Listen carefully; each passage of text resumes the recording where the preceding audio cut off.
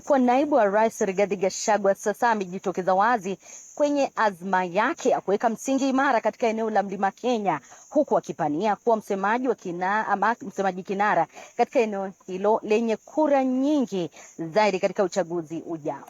Na kama anavyotuarifu mwanahabari wetu wa masuala ya kisiasa Mike Kagwongo, ni kwamba Gachagua anaweka mikakati ya kuamua ni nani atawania nyadhifa zipi za kisiasa katika eneo la Mlima Kenya.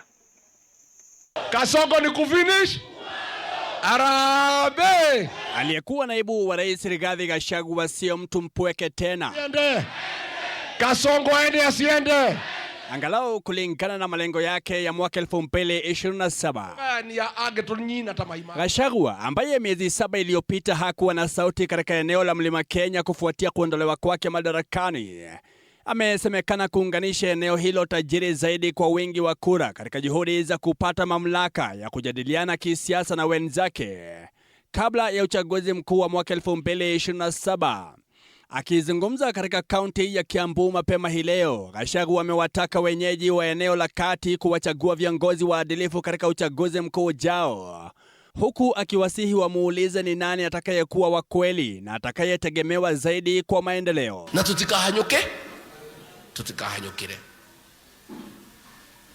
nani mukanengera marito macio nani ngatwiria tugoka tugaikarathi tukauga uyu ni tumui uyu ni mwega uyu aya ni mathio nomination ya DCP mutonengere mundu uyu. Gachagua anatarajia kuweka msingi imara eneo la Mlima Kenya katika juhudi za kuwa msemaji na mfalme wa kisiasa katika uchaguzi ujao. Ntukuruta mundu umwe gatagati gaitu uyu ukagethana na mundu uriku haria ngamwira muthie niho mwathie ni kuri kiuria.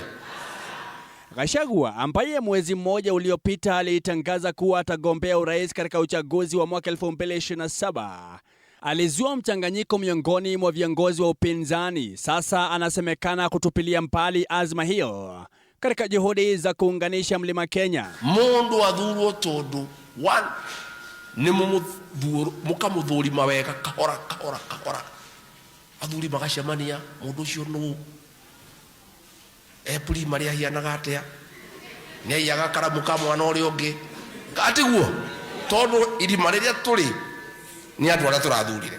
Hata hivyo, mapambano ya kudhibiti Mlima Kenya yamezidi baada ya Gachagua na mrithi wake Kithure Kindiki kuzozana kuhusu mpango wa Kindiki wa uwezeshaji wa kiuchumi, Gachagua akishuku chanzo cha pesa zinazotumika. 11 akoya ciothe cia Kenya akanengera Yesa, mbeca cia ndawa akanengera Yesa, nikio thibitari gutari ndawa, nikio ciana ire mucii, mbeca ici akanengera Yesa. Gachagua ametaja msamaha wa awali wa Rais Ruto kuwa usiokuwa na msingi, akimtaka rais kuwafidia waathiriwa wa utekwaji nyara.